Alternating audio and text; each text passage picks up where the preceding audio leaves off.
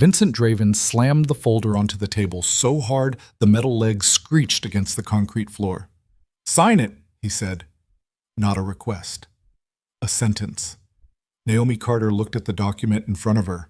A full confession, already typed, already formatted, already bearing a signature line with her name printed beneath it in clean, cold letters. And felt something shift in her chest. Not fear. Something older than fear. She had spent 15 years building a career on catching liars. She knew what a fabricated paper trail looked like. She knew it the way a surgeon knows a scar that didn't heal right. Every single page in that folder was a masterpiece of deception, and the man who built it was standing 6 feet away, smiling like he'd already won. If you were sitting in that room right now, your hands zip-tied, armed guards at every door, and a man who controls an entire city standing over you demanding you sign your own death warrant, what would you do? If this is your first time here, welcome. Hit that subscribe button and follow this story all the way to the end, because I promise you, what happens next will stay with you for a long time. If you've been watching since the beginning, drop a comment and tell me what city or country you're watching from. I want to see how far this story has traveled, and if it moved you even a little, hit that like button. It costs you nothing, and it means everything to me. Now, let's go back to Naomi Carter and the night that changed everything, PA. The city of Blackridge smelled like rain and old money, and something that had been burning for a long time without anyone admitting it. Naomi Carter had worked in this city for 11 years, and she had never once believed it was salvageable. That wasn't cynicism. That was the specific, heavy-hearted clarity that came from watching numbers tell the truth that people refused to say out loud. Every corporation she'd ever audited in Blackridge had layers, clean books on top, rot underneath. Every nonprofit had a shell. Every real estate deal had a ghost partner with an offshore account. The corruption wasn't a problem you could solve. It was the architecture. It was the bones of the place. She'd learned to work inside it without becoming part of it. That was the most she believed she could do. On the night her life came apart, she was working late. She almost always was. The office building was mostly empty by 8 o'clock, just the cleaning crew moving through the lower floors and the low hum of the HVAC system that had been broken for 6 months and that management kept promising to fix. Naomi had a cup of coffee that had gone cold 40 minutes ago and a spreadsheet open on her second monitor that she'd been staring at for 3 hours. It was supposed to be a routine audit. Blackridge Development Partners, a mid-sized real estate firm that had recently taken on a city contract for waterfront renovation. She'd seen 100 companies like it. She expected to find the usual: inflated contractor fees, a couple of suspicious vendor relationships, maybe a city council member who'd gotten a below-market condo out of the deal. She didn't expect what she found at 8:47 p.m.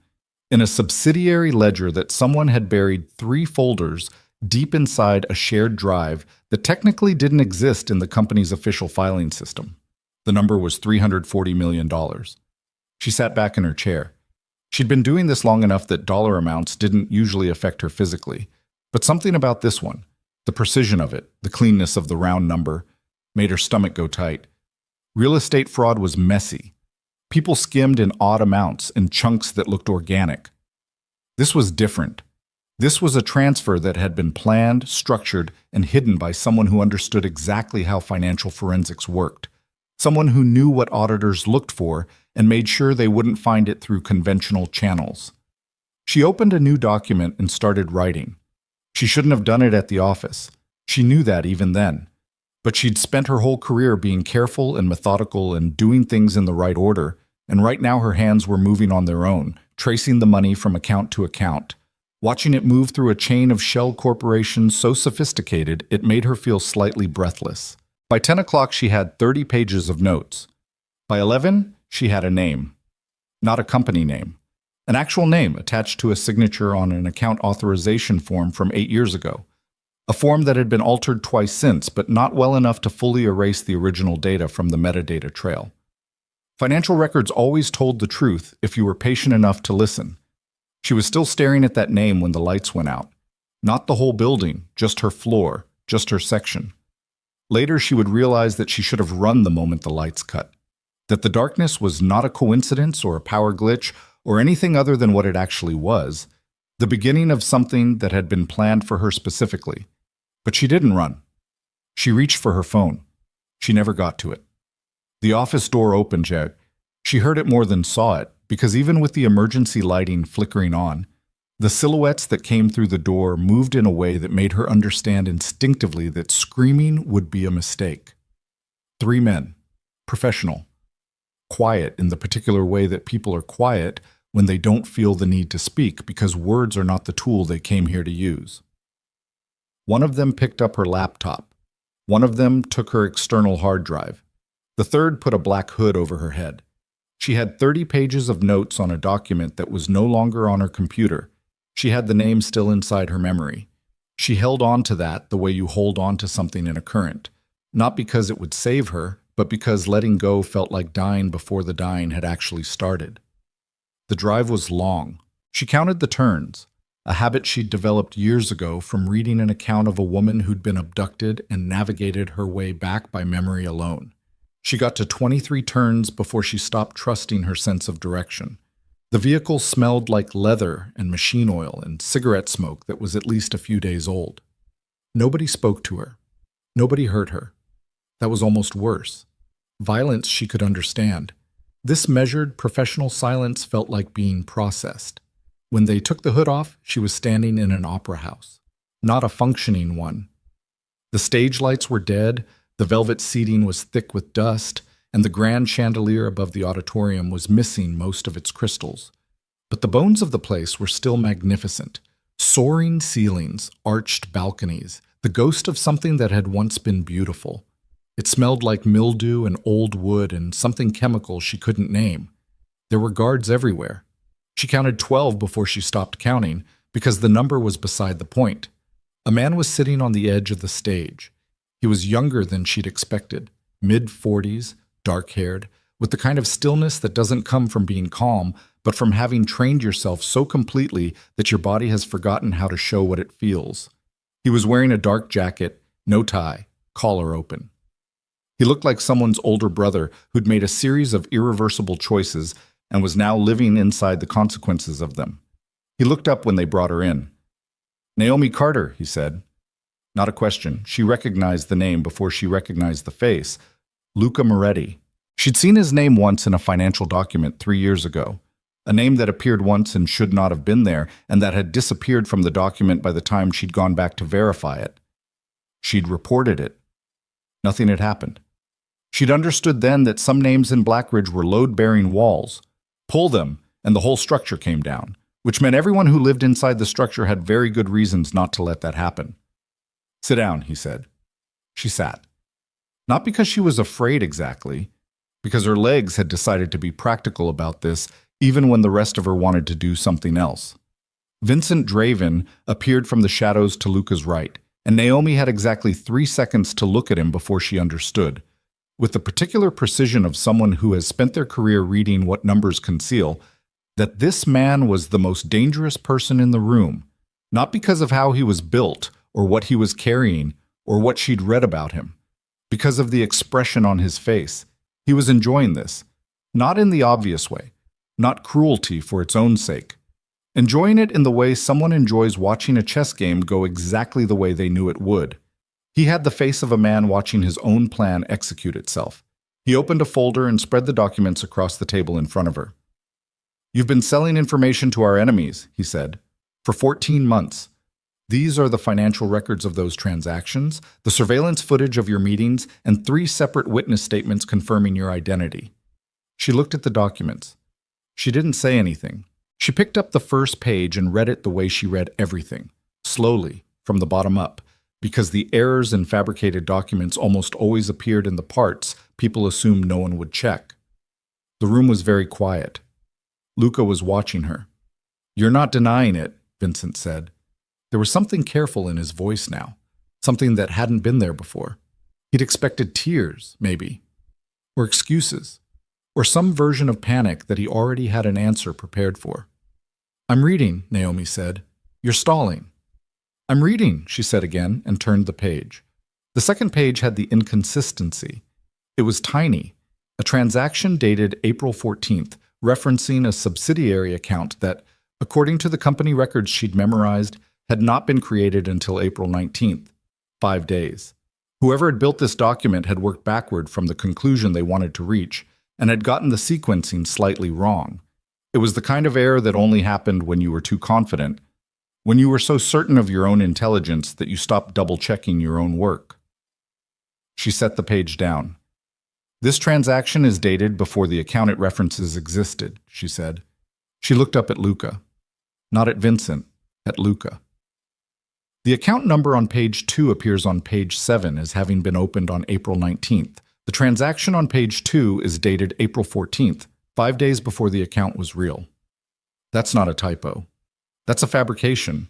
And fabrications of this sophistication don't come from my enemies. They come from inside. The silence that followed was the loudest thing she'd heard in years. Vincent didn't move, but something shifted behind his eyes. Something small and fast, like a calculation running and completing. That's a clerical error, he said smoothly. Show me the original account creation document, Naomi said. If I'm wrong, it'll take 30 seconds to prove it. Vincent smiled. It didn't reach anything above his mouth. Luca had not stopped watching her. She's deflecting, Vincent said, directing it at Luca with the ease of long practice. She's trained for this. You give her a document, she finds one thread to pull on and turns it into reasonable doubt. That's her skill set. It's why she was valuable to our enemies. Your brother's name is in this ledger, Naomi said. The temperature in the room changed. She hadn't planned to say it that way, but there it was. The name she'd seen buried in the third page of the financial records. A name that should not have appeared in documents about her supposed betrayal. A name that meant something to the man sitting on the stage's edge that went beyond any argument she could make about sequencing errors or account creation dates. Luca stood up. What did you say? Marco Moretti, Naomi said. She kept her voice even because she understood now that her voice was the only thing she had full control of in this room. His name appears in the transaction records on page 3 as a recipient of a payment dated 6 weeks before he died, which means whoever built these documents either made the mistake of including a dead man in a living transaction record, or they included him deliberately because they needed to tie up a loose end and they're arrogant enough to think you wouldn't notice. Vincent said, That's a coincidence of naming. There's no such thing as a coincidence in a document this precise, Naomi said. You know that. He knows that. She looked at Luca. Someone in your organization has been moving money for years. Your brother found out. These documents weren't made to destroy me. They were made to make sure that when you looked for a reason your brother died, you found my name instead of the right one. Luca turned to look at Vincent, and that single, slow turn of his head was the moment the whole room shifted. Vincent Draven had been running this play for years, maybe his whole career. He was good at it in the way that people are good at things they've done so many times the steps have become unconscious. He knew exactly what Luca would believe, and when, and why. He had built his entire position inside this organization on his precise expert knowledge of how Luca Moretti's mind worked. But he had not built his plan to survive the moment when Luca Moretti stopped trusting himself. Give her 24 hours, Luca said. Luca. 24 hours, he said again. He didn't raise his voice. He didn't have to. Put her in the East Wing. She doesn't leave. Nobody hurts her. He picked up his jacket from the stage. If she's right, we have a larger problem than I thought. If she's wrong, she'll still be here in the morning. He walked out without looking at Naomi again. Vincent Draven watched him go. Then he turned back to Naomi, and for just a moment, just a fraction of a second, the smile was gone. What was underneath it was not rage. It was something quieter and much more permanent than rage. It was the look of a man recalibrating. 24 hours, he said softly. Get some rest, Ms. Carter. He closed the folder. He picked up page 3, the one with Marco's name on it, and tucked it into the inside pocket of his jacket as he walked away. Naomi sat at the table in the abandoned opera house with zip-tie marks on her wrists and the ghost of $340 million moving through her memory, and she thought about the way Vincent Draven had pocketed that page. Not destroyed it, kept it, which meant he still thought he could use it. which meant he hadn't given up on the plan. He'd just moved to phase 2.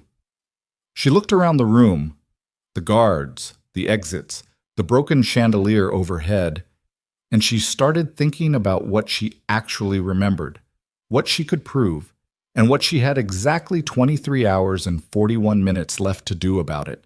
She'd spent 11 years learning how people hid money. She was about to find out if she'd learned it well enough to save her own life. They gave her a room in the East Wing that smelled like plaster dust and old cigarettes, with a window that had been nailed shut sometime in the last decade, and a single bare bulb hanging from the ceiling that flickered every 40 seconds with the reliability of a bad heart. There was a cot. There was a blanket that had been washed so many times it was more suggestion than fabric. There were 2 guards outside the door. She could hear them shifting weight, murmuring to each other in low voices, the occasional scrape of a boot heel against concrete. Naomi sat on the edge of the cot and did not sleep. She didn't try to. Sleep was for people who had the luxury of unconsciousness. And right now, every minute she spent with her eyes closed was a minute Vincent Draven was using to sand down the edges of his plan and make it fit around the new shape of the problem, which was her, still alive, still thinking, still holding a thread he thought he'd buried. She pressed the heels of her hands against her eyes and started from the beginning. Not from tonight, from the spreadsheet, from the $340 million and the subsidiary ledger and the folder buried 3 levels deep in a shared drive that technically didn't exist. She ran it backward in her head the way she always did when the forward direction wasn't giving her what she needed. Start with the money where it landed and trace it back to the hands it left. The shell corporations were the key. She'd identified 7 of them in the hours she'd had before the lights went out, and she could reconstruct 5 from memory with enough specificity to be useful. The other 2 she'd only glimpsed, names that had registered in her peripheral vision and not fully resolved before the laptop was taken. She needed paper. She looked around the room. Nothing. Of course nothing. She took off her left shoe and used the heel to scratch numbers into the plaster of the wall beside the cot. Shallow lines, close together, the kind of notation that wouldn't mean anything to anyone who didn't already know what they were looking at. 5 account sequences, 3 transfer dates, 2 corporation names she was certain of. She stared at what she'd written. The money hadn't just been moved. It had been redistributed, pieces of it seeded back into legitimate-looking accounts in amounts small enough to pass automated screening, large enough to matter. That kind of operation required either a very sophisticated piece of software or a very patient human being doing it manually over months or years. Probably both. Probably someone who understood that the best financial crimes were not dramatic. They were boring. They were the same transaction, run slightly differently, repeated until it became invisible through sheer repetition. She'd seen it before. Once. Years ago, in a smaller case, a municipal pension fund that had been drained over 9 years by an accountant who never took more than $3,000 in a single transaction and who had nearly gotten away with it because the total loss only became visible when you aggregated every transaction across the full 9-year window. Same methodology, different scale. She pressed her palm flat against the wall. Whoever had built this had been doing it for at least 8 years, possibly longer, which meant they had started before Marco Moretti was old enough to be working inside the organization's finances, which meant Marco hadn't discovered the operation because he'd been specifically looking for it. He'd stumbled into it, found one thread, pulled it, and then, unlike most people who found threads like that inside organizations like this one, he hadn't let go. That was the thing about Marco that the documents had almost accidentally revealed. He hadn't been a victim of bad timing. He'd been a victim of being the kind of person who couldn't unknow something. She understood that very specifically. The bulb flickered. 40 seconds. 40 seconds. She was still sitting there, her shoe in her hand and account numbers scratched into the plaster, when the door opened at 4 a.m. and one of the guards came in with a bottle of water and a plate of food that had clearly come from somewhere other than this building, a deli container, sealed, with condensation on the plastic. The guard was young, 25 maybe. He had the look of someone who had grown into this life because it was the life immediately available to him, not because he'd chosen it from a menu of options. He set the food on the floor without looking at her directly. "Moretti's orders," he said. "What's your name?" she asked. He looked at her then, surprised, like the question was a trick. You don't need my name. I know, she said. I'm asking anyway. He stared at her for a moment. Then he left without answering, and the door clicked shut behind him, and she heard him say something to the other guard in the hallway, something too low to make out, and then a short, quiet laugh. Not cruel, just the laugh of someone who needed to discharge a little tension. She ate the food because her body required it, even when her brain was somewhere else entirely. At 6 a.m, the quality of the light through the nailed-shut window shifted from black to gray, and she heard the mansion start to wake up around her. Footsteps on floors above, a door slamming somewhere distant, the low throb of a generator cycling up. At 6:14, the door opened again. Not a guard this time. Luca Moretti stood in the doorway in the same clothes he'd been wearing the night before, which meant he hadn't slept either. There were shadows under his eyes that looked like they'd been there for months, not hours. He looked at the cot, the water bottle, the uneaten portion of the deli container. Then he looked at the wall, at the number she'd scratched into the plaster. He was quiet for a long moment. You did that with your shoe, he said. I needed to write something down. He came into the room. He stood in front of the wall and looked at what she'd written, not with the blankness of someone who couldn't read it, but with the specific focus of someone who recognized at least some of what they were seeing. These are account numbers, he said. Parts of them. The parts I remember. From the ledger you found. From the ledger that got taken off my desk before I could finish reading it, she said, along with my laptop and my external backup, which is either a coincidence or confirmation that someone knew exactly what I'd found and how much time I'd had to look at it. He turned away from the wall. He looked at her the way people look at something they haven't decided how to categorize yet. Vincent says you're trained for this, he said, that you know how to find one small error and spin it into a narrative. Vincent is right, she said. That is my skill set. It's also how I know the document he built has more than one error. The account sequence is wrong. The creation date doesn't match the transaction date, and your brother's name appears in a payment record dated 6 weeks before he died, in a document that's supposedly about my activities, which means either Marco was involved in selling your secrets, which you know is not true, or someone added his name to that record deliberately. She paused. Why would your enemies bother including a dead man's name in forged documents about me? Luca said nothing. They wouldn't, she said, because it creates a question they'd rather you not ask. The only person who benefits from Marco's name being in those records is someone who needs to tie off a thread that Marco left loose when he died. Luca's jaw tightened.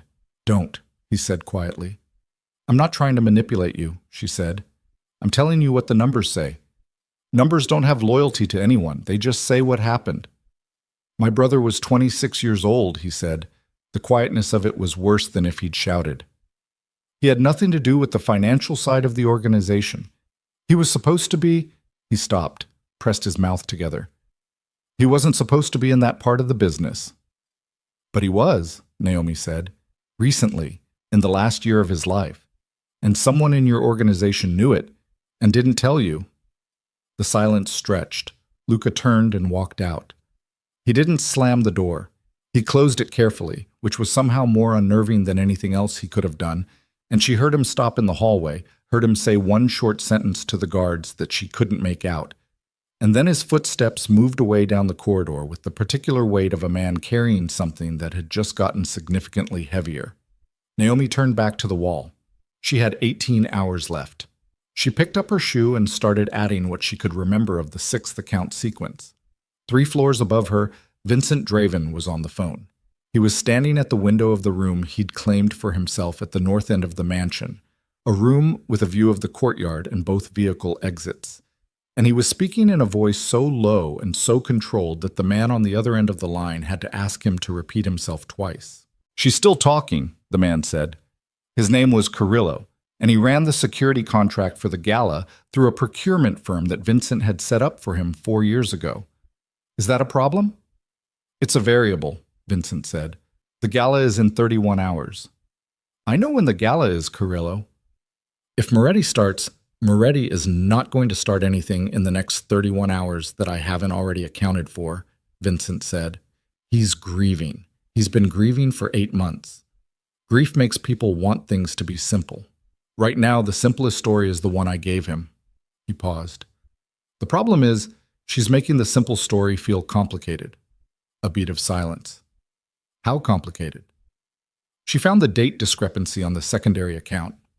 The silence that followed was longer this time. That shouldn't have been findable, Carrillo said. It shouldn't have been, Vincent agreed. It was a 4-day window in a document with 40 pages of supporting material. She found it in under 10 minutes. He moved away from the window. She's not a problem I can remove. Not yet. Not while Luca is watching. Then what? Then I make sure that everything she finds in the next 18 hours confirms what I've already told him, Vincent said. She's smart enough to find real things, so I need to make sure the real things she finds point in the direction I need them to point. He set the phone down on the desk and looked at it. Get me solace, I need the East Wing surveillance feed redirected before 7 a.m. He ended the call. He sat down at the desk and opened his own laptop, a different one from the one he used for everything else, purchased in cash, never connected to a network he didn't physically control. And he pulled up a set of financial records that were not fabricated, that were in fact exactly what they appeared to be, the real internal accounts of the Moretti organization, the ones that Marco had begun quietly auditing 8 months ago, the ones that had the gap in them that Marco had found and that had cost him everything. Vincent looked at those records for a long time. Then he opened a new document and began building the next layer of the story. At 8 a.m., Naomi heard shouting. Not close. 2 floors up, maybe 3. But the building was old, and the acoustics were terrible, and the sound traveled down through the walls like water through cracks. She couldn't make out words. She could make out the shape of it, 2 voices, one controlled and one not, and the uncontrolled one rising in pitch and then cutting off abruptly. 15 minutes later, the young guard she'd spoken to the night before, the one who wouldn't give his name, came into the room without knocking. He was moving differently than he had at 4 a.m. faster. Something around his eyes that hadn't been there before. He set a second water bottle on the floor. What happened? She asked. Nothing happened. I heard it. Nothing happened, he said again, and this time there was something in his voice that was not hostility, but was adjacent to it. The kind of edge that comes from being frightened and needing to perform steadiness. He turned to leave. Is Moretti okay? She asked. He stopped. Didn't turn around. Why do you care? Because if he's not okay, I have less than 18 hours to give him a reason to be, she said, and that affects both of us. He stood in the doorway for a long moment. Draven pulled 2 of the men who were assigned to your wing, he said finally. His voice was barely above a murmur. Reassigned them to his personal detail. Luca didn't know until about 40 minutes ago.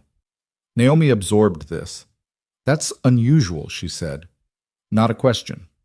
Draven doesn't have a personal detail, the guard said. He never needed one. He was always... He stopped, swallowed. He was always inside the wire, you know, never on the outside. Never needed his own protection because he was always inside ours.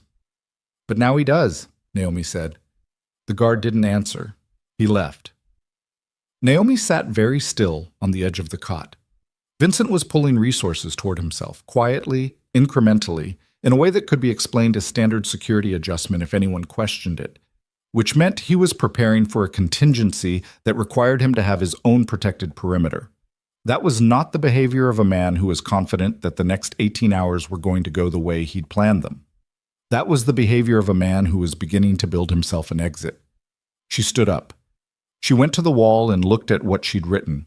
The 6th account sequence was almost complete. She was missing 2 digits in the middle, a gap she could feel the shape of without being able to fill it. She stared at it until her eyes blurred and then looked away, because forcing it never worked. You had to let memory surface at its own speed. She thought about the shell corporations instead, the ones she could fully reconstruct. 3 of them had names that followed a pattern, variations on civic-sounding titles, the kind of names that showed up in city contract databases without raising flags. Blackridge Partners for Community Development, Blackridge Waterfront Renewal Associates, Blackridge Urban Infrastructure, LLC. The pattern was deliberate. If you saw one of these names on a vendor list, it looked like an organization that probably also appeared on 5 other vendor lists you'd seen that week. The naming was camouflaged through boredom. Nobody looked closely at boring names, but the registered agents for all 3 corporations were different names, and those names were the ones she was trying to reconstruct. She got 2 of them with confidence. The third was somewhere in the part of her memory that was starting to blur from exhaustion and stress, and she knew from experience that pushing harder would just erode it further. She needed to think about something else for 20 minutes. She thought about her mother. Her mother had been a bookkeeper for a dry cleaning chain for 30 years and had never once stolen a dollar that didn't belong to her, despite being paid wages that would have made theft entirely justifiable from a certain perspective. When Naomi had asked her once why she'd never taken anything, not even small things, not even things that wouldn't be noticed, her mother had said something that had lodged in Naomi's brain like a splinter she'd never been able to remove.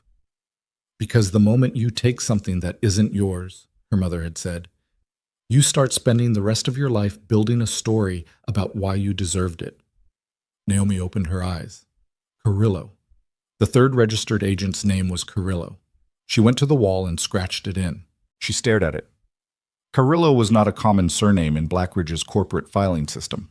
She'd seen it once, connected to a procurement firm that handled large municipal contracts, a firm that appeared in city records as a vendor for, she pressed her eyes shut again, pulling, for event management, for venue security, for the Founders Gala. She sat back down on the cot.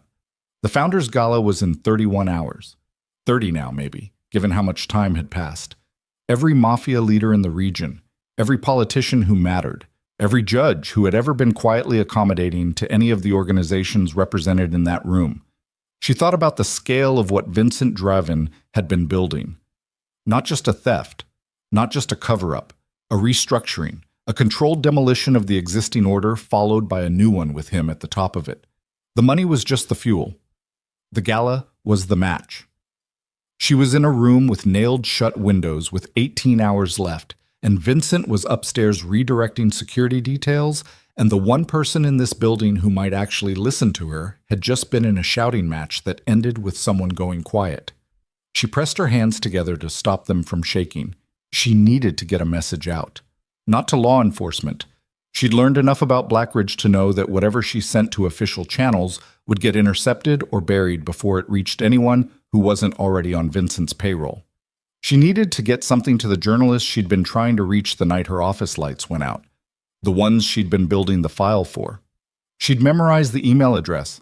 She had memorized it 6 weeks ago against exactly this kind of situation, because she'd been doing this work long enough to understand that the moment you found something this large, your phone became a liability.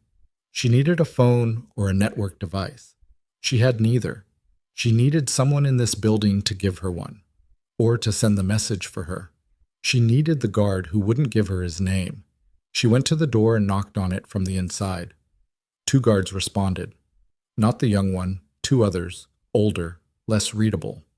They looked at her through the gap they opened and told her to go back to the cot, and she went back to the cot and waited. At 10:15 a.m., Luca came back. He came alone this time, which was new.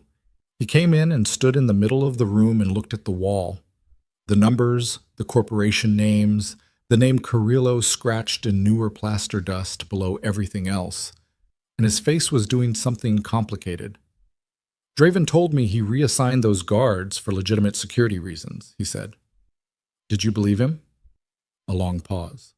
I've believed him for 11 years, Luca said. That's the problem. At some point that stops being trust and starts being... He didn't finish. A habit, she said. He looked at her sharply. My brother used to say something like that, he said. What did he say? He said the most dangerous thing in an organization like ours isn't an enemy. It's an ally you've stopped questioning. He pressed his mouth together. He said it like he was talking theory. I thought he was talking theory. He stopped in front of the wall again. Who's Carrillo? A name I recognized from the Blackridge corporate filing database, she said. Registered agent for one of the shell corporations in the network I was auditing. He also runs a procurement firm that currently holds the security contract for the Founders Gala. The silence was absolute. The gala, Luca said. In approximately 29 hours, Naomi said, with every significant power player in this city under one roof. Luca turned to look at her fully, and for the first time since she'd been brought to this place, she saw something crack in the surface of him. Not breaking, not collapsing, but shifting, like a plate shifting under pressure, revealing the shape of the damage underneath. He looked, for about 3 seconds, exactly like a man who had just understood that the worst thing he'd imagined was not the worst thing. "How sure are you?" he asked. "I'm missing pieces," she said honestly. "I had 30 pages of notes when they took my laptop. I have what I memorized and what I've been able to reconstruct. But the connection between the Shell Corporation network and Carrillo's firm is real. And if Carrillo is Vincent's asset, then whoever is running security at that gala is working for him," Luca said. "Working for whatever Vincent is planning to happen there," she said. "Yes." Luca stood very still. Then he pulled out his phone and made a call. He turned away from her, but she could hear enough.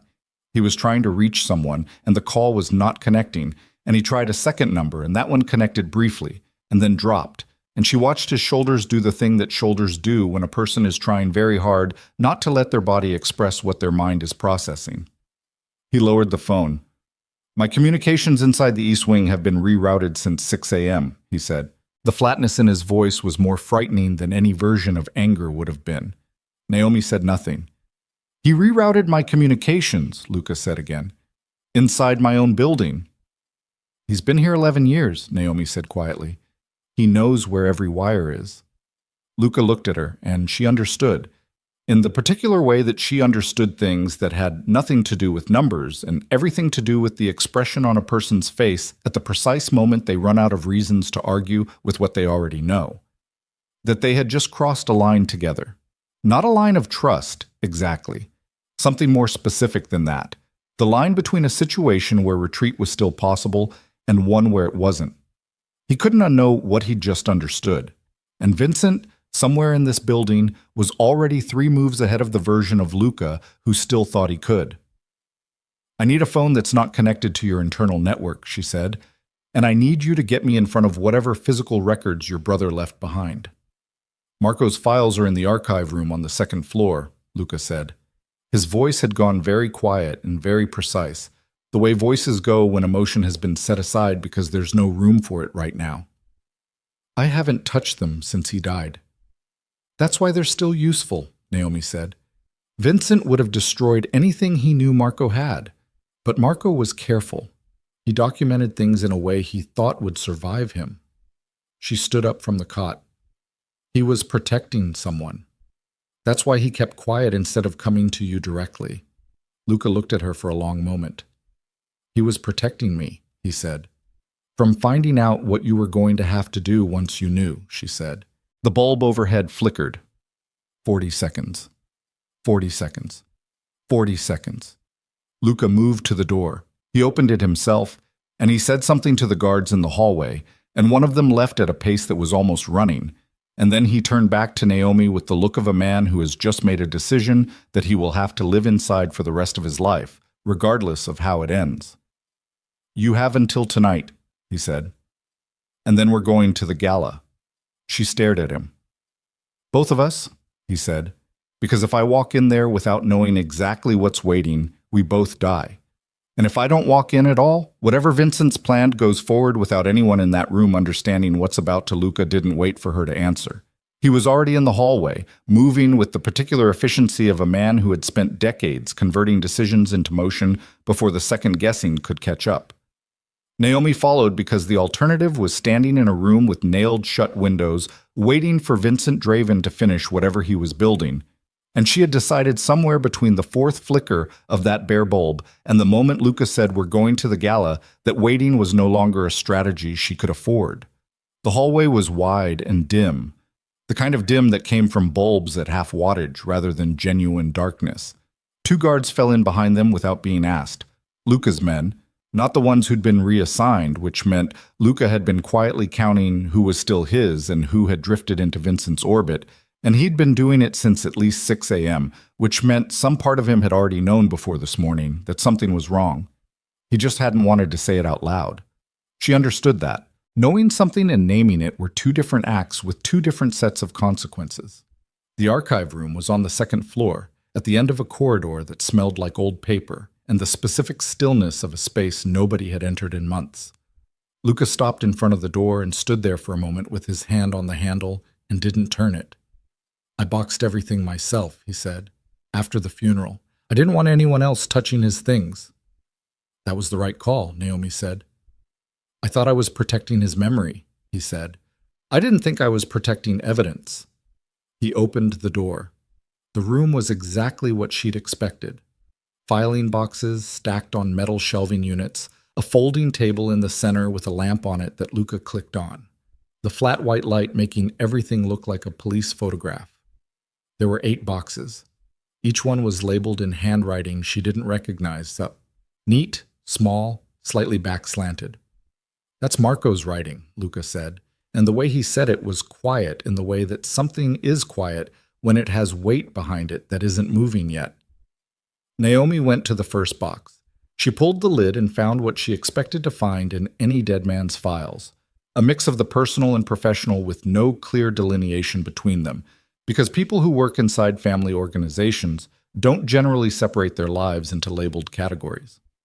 Bank statements, meeting notes, a composition notebook with a coffee ring on the cover, a manila envelope with nothing written on the outside. She went for the composition notebook first. It was 2/3 full. The entries were not dated at the top. They were dated at the bottom, like footnotes, which was either a quirk of how Marco thought or a deliberate choice to make the chronology less immediately readable to anyone who picked the notebook up and flipped through it looking for a timeline. She scanned the first several pages and understood within 30 seconds that Marco Moretti had been significantly smarter than anyone had apparently given him credit for. The entries weren't written as a journal. They were written as a reconciliation, the specific accounting term for the process of matching two sets of records to verify their accuracy. He'd been cross-referencing the organization's internal accounts against publicly available corporate filings, and he'd been doing it by hand, in a composition notebook, because he'd understood that any digital record he kept could be found and deleted. He'd been doing it for 6 months before he died. "He taught himself," she said out loud. Luca was standing near the door. He'd been watching her, not the boxes. "What?" "Financial forensics, enough of it to do this." She held up the notebook. "He didn't have formal training, but he was systematic. He understood the basic principle. The 2 independent records of the same transaction should match, and when they don't, the gap is the crime."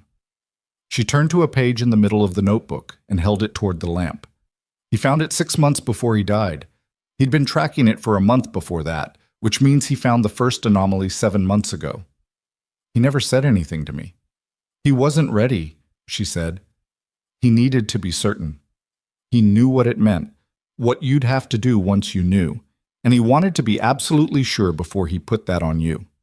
She turned another page. "He was almost there. He had the account sequences, the transfer patterns, 3 of the shell corporations. He was 1 layer away from the registered agents." "From Carrillo?" Luca said. "From whoever sits above Carrillo," she said, "because Carrillo is a cutout. A useful name attached to a real business that does legitimate work most of the time. He's not the architect. He's a door." She set the notebook down and picked up the manila envelope. It was sealed. Not taped, actually sealed, the old-fashioned way, with the gummed flap pressed down and then reinforced with 3 strips of clear tape that had been applied with the kind of careful pressure that suggested Marco had sealed this specific envelope, knowing it might need to survive being found by the wrong person before the right one got to it. She looked at Luca. He nodded once. She opened it. Inside were 2 things: a folded piece of paper and a small USB drive in a clear plastic sleeve with a handwritten label on it. The label said, "L, only you." Luca crossed the room in 4 steps. He took the drive and looked at it and said nothing for a moment. Then he took the folded piece of paper from her hands before she could open it and turned away and read it standing with his back to her. She let him. She went back to the composition notebook and kept reading because standing still and waiting felt like drowning slowly, and she needed her hands to be doing something. She got to the final entry. dated 3 days before Marco died, and read it twice, and then sat down on the folding chair beside the table because her legs decided this was a reasonable time to stop cooperating. The final entry was not a reconciliation. It was a name, not Carrillo, not a corporation name, an actual person's name with a specific role attached to it and a transaction amount and a date. The date was 8 years ago. The transaction was the origin point, the very first transfer in the entire network. Not $340 million, $12,000. A test transaction, the kind you run when you're building a new system and you want to verify that the mechanism works before you trust it with real money. $12,000 moved from an internal Moretti account into a shell corporation through a routing sequence that had been designed, she could see it clearly now, reading Marco's reconstruction, by someone who had access to the organization's internal financial architecture at the highest possible level. The name Marco had written was not Vincent Draven. It was a name she didn't recognize. She stared at it. "Luca," she said. He didn't turn around. He was still holding the letter, still standing with his back to her, and his shoulders were doing something she hadn't seen them do before, so a kind of compression, like something that had been under pressure for a long time was being pressed further down instead of being allowed to release. "Luca," she said again, and something in her voice made him turn. She held up the notebook and pointed to the final entry. He read it from across the room. His eyes went still. "That's not a name I know," he said. "It should be," she said. "It's the name on the original account authorization, 8 years ago. Whoever this is, they started the network. They built the architecture. Vincent didn't create this system. He inherited it, or he was brought in to run it." Luca came and took the notebook. He read the entry himself, slowly, and she watched his face move through a sequence of expressions that were not quite emotions yet, more like the processing that happens before emotion, the rapid internal assessment of what something means and what it costs, and what the world looks like differently now. "That's a name Vincent would know," Luca said finally. "Yes." "It's a name that goes back further than I thought," he said, and then, quieter, "It goes back further than my brother." She nodded. He set the notebook down on the table very carefully, like it was something that might break if handled without attention, and then he took the USB drive out of his pocket and looked at it. "I need a laptop," he said. "One that's not connected to your internal network," she said. "I have one in the car," he said. "Offline. I keep it for—" He paused.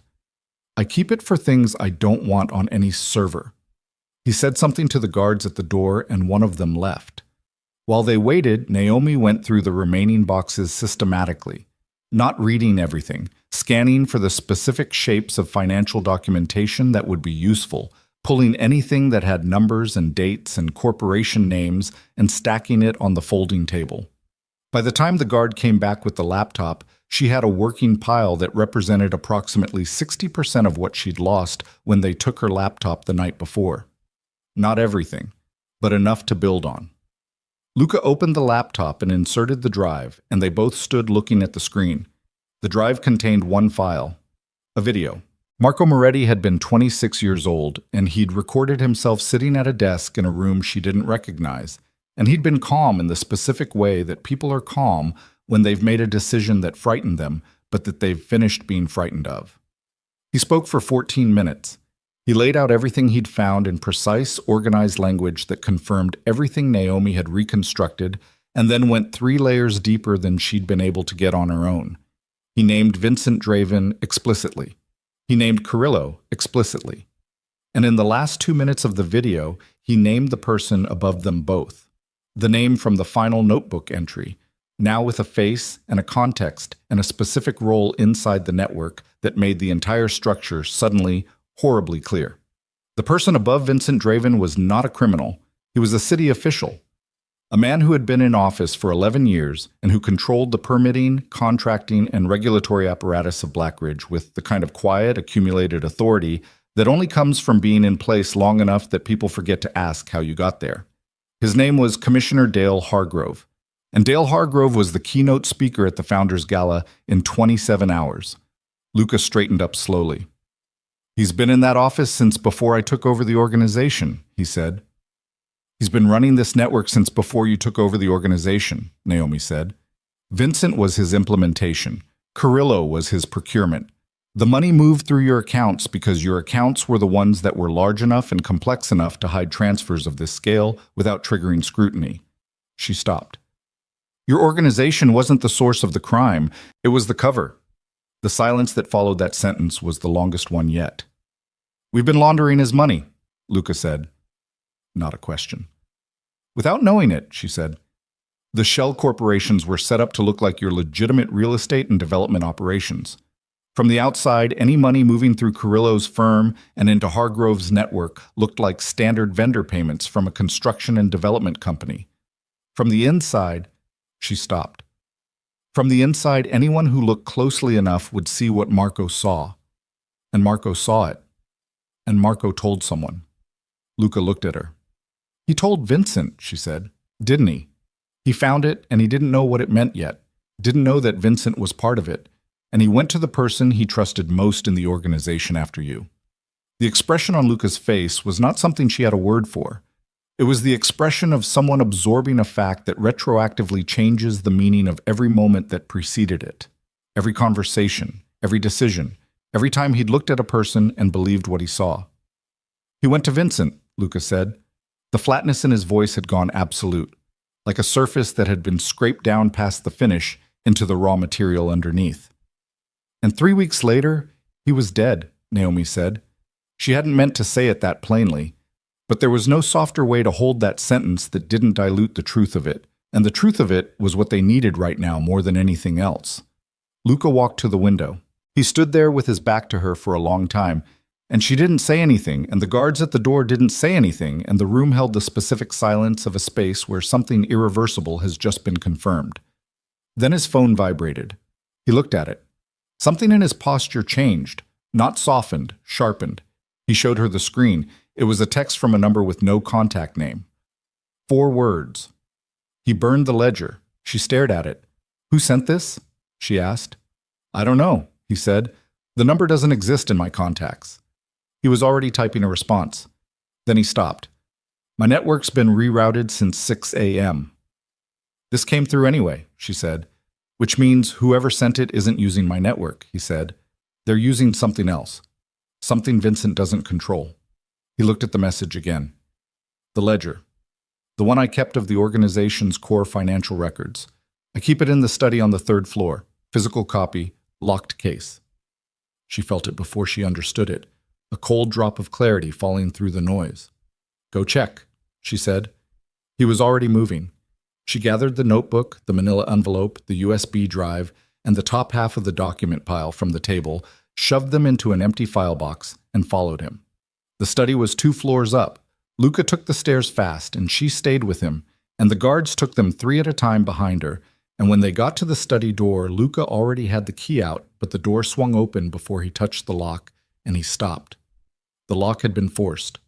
Recently, the wood around the mechanism was still bright and raw where it had been split. Luca went in. The case where he kept the ledger was on the shelf behind the desk. It was open. It was empty. He stood in the middle of the study with the empty case in his hands and his face doing absolutely nothing, which was the most frightening thing she'd seen since this started. He's been in here, Luca said. He needed the original, she said. Marco's notebook and the video are copies of what Marco found. But the organization's core ledger is the primary source document. It's what proves the money moved through your accounts at all. Without it, any evidence Marco gathered is circumstantial. You'd have records of a crime, but no proof it happened inside your organization specifically. No proof that Hargrove's network used your structure as its cover. She set the file box down. He took it to clean the origin point. He took it 3 hours after I gave you 24 hours, Luca said. She heard what he was not saying. The moment Luca had shown hesitation, the moment he'd given her time instead of acting immediately, Vincent had started destroying the evidence that would have confirmed her accusations. He hadn't waited to see how things developed. He'd started burning before the fire could reach him. He knew you were wavering, she said. He's known me for 11 years, Luca said. He knew the moment I said 24 hours instead of... He stopped himself. set the empty case down on the desk with a care that was costing him something visible. What do we have left? She looked at the file box. Marco's notebook, the video, the documents I pulled from the archive boxes, the account sequences I reconstructed from memory. She paused. The notebook and video are enough to establish that Marco found something real and documented it. The documents corroborate the Shell Corporation structure. But the ledger was the chain of custody. It proved your accounts were used and showed the exact mechanism. Without it, a sophisticated legal defense could argue the Shell Corporations operated independently of your organization. She looked at him. We're not where we were an hour ago. How far behind are we? She thought about it honestly. Far enough that the gala becomes our only remaining option, she said. Hargrove will be there. Carrillo's security team is there. If Vincent's plan is to use the gala as the detonation point to frame a rival family for an attack and emerge as the only remaining power, then that's also where all the physical evidence of his operation will be staged. The detonation system, the mercenaries, the mechanism. She looked at him. Everything he's built for tonight will be there, and everything we have left to expose it will have to happen there. Luca looked at her for a long moment. You're telling me our best evidence is what's in Vincent's plan, he said. I'm telling you his plan requires a specific physical infrastructure to work, she said. And infrastructure leaves records, even his. A sound from the hallway. Not loud. A door closing 2 rooms away, the particular click of a handle being turned carefully, too carefully, by someone who was not supposed to be in that part of the building. Luca was at the study door in 2 seconds. The hallway was empty. But at the far end of it, just where the corridor turned toward the east staircase, she saw the edge of a shoe disappearing around the corner.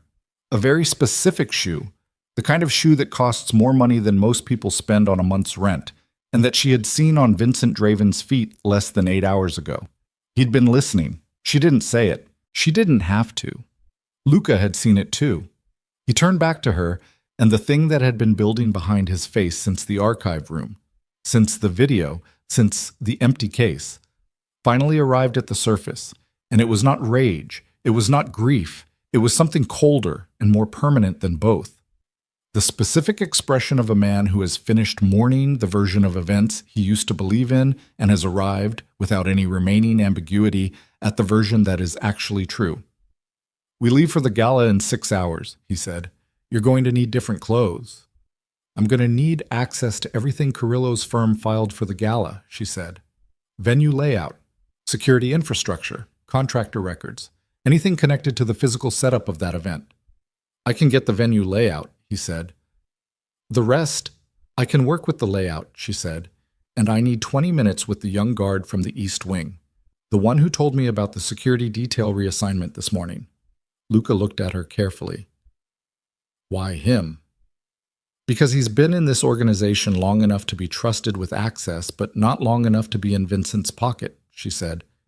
And because he answered a question this morning when he didn't have to, which means he's still making individual decisions about what feels wrong. That's rarer than you'd think. Luca was quiet for a moment. His name is Dario, he said. She nodded. 6 hours, Luca said again. He picked up the file box and handed it to her. Don't let those out of your hands. She took the box. He went to the door and then stopped, and she thought he was going to say something about Marco, something that the last 2 hours had been building toward, some version of the grief that had been moving under the surface of everything he'd said and done since she'd first spoken his brother's name in the opera house. He didn't.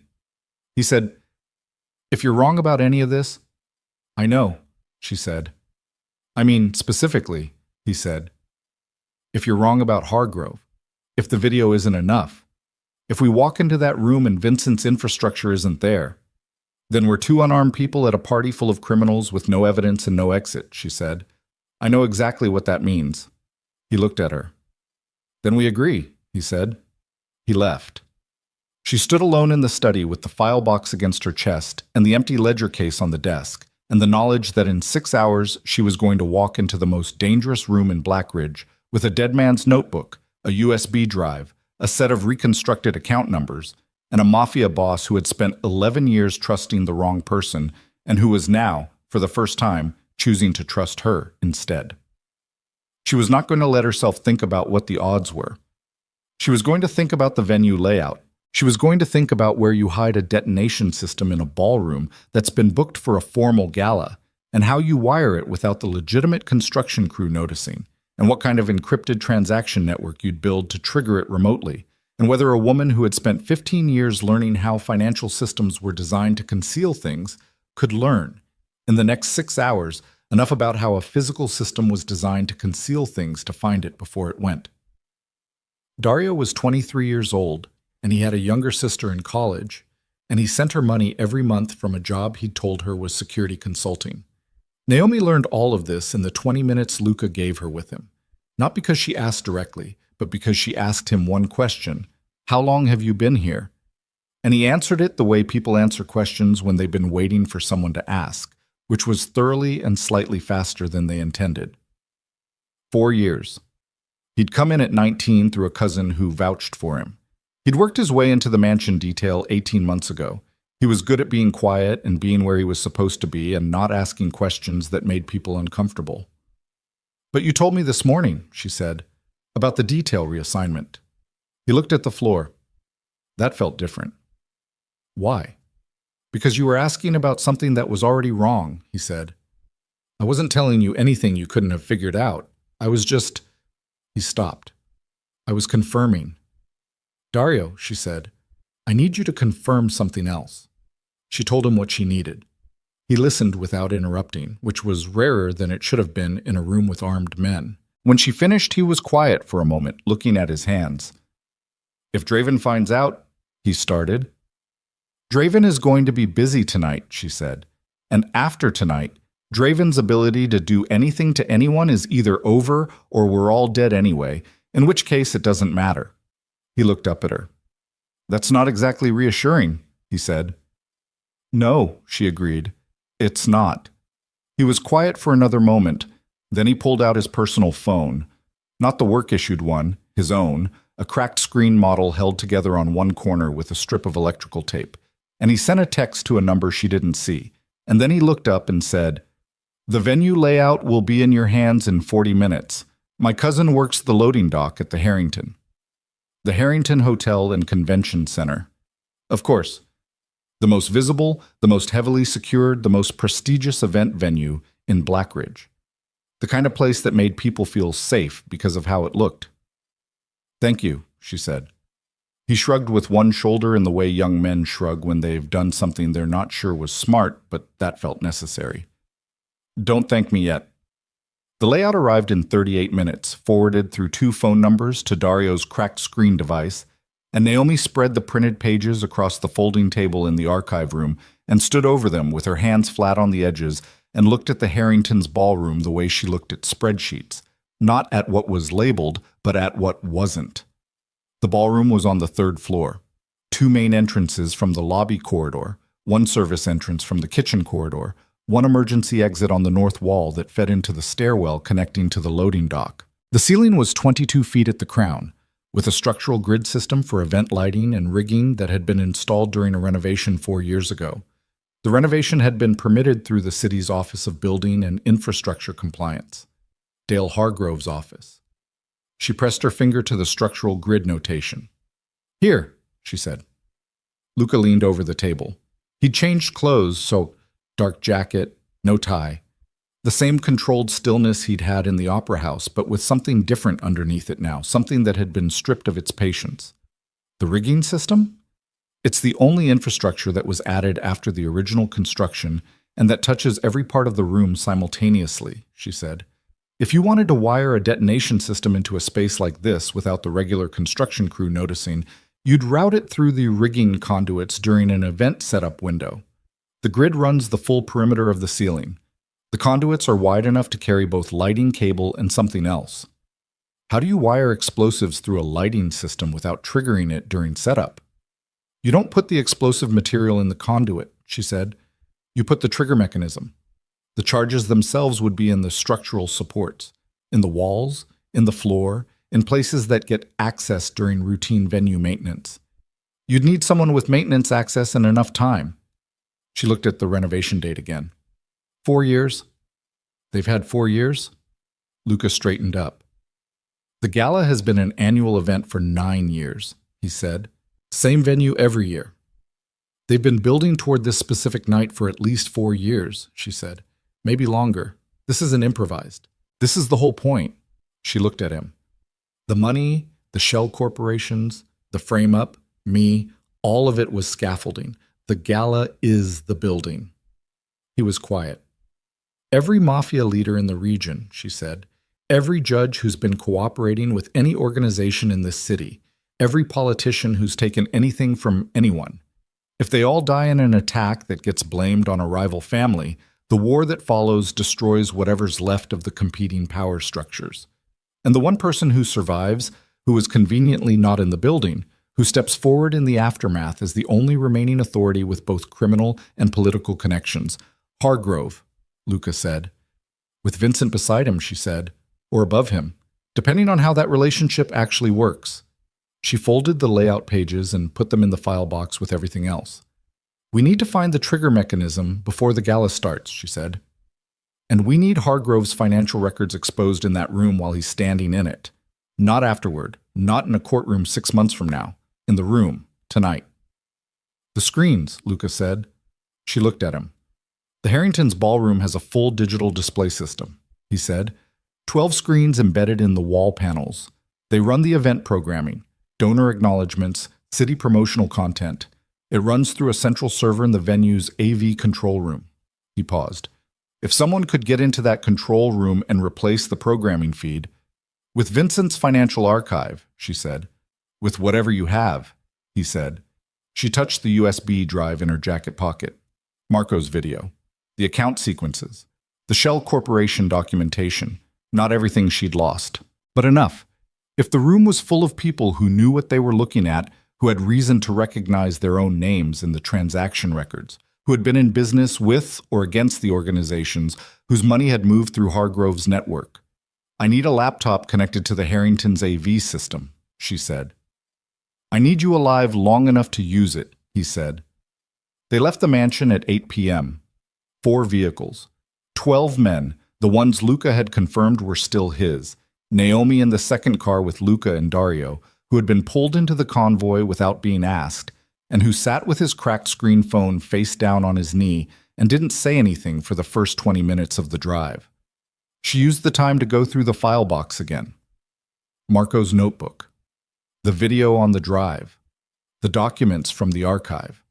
She made mental notes of the most specific account numbers, the most precise transfer dates, the names that would land hardest in a room full of people who dealt in exactly this kind of information.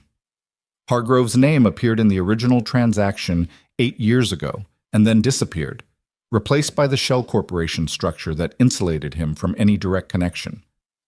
But Marco had found the original. And the original was on the drive. She put the box down and looked out the window. Blackridge at night looked like every other city that had been built on money it wasn't willing to examine too closely. The lights were beautiful, the distances were short, and underneath the surface of it, something had been decaying for longer than anyone currently in charge had been alive. She thought about her mother's dry cleaning chain, about 30 years of accurate books.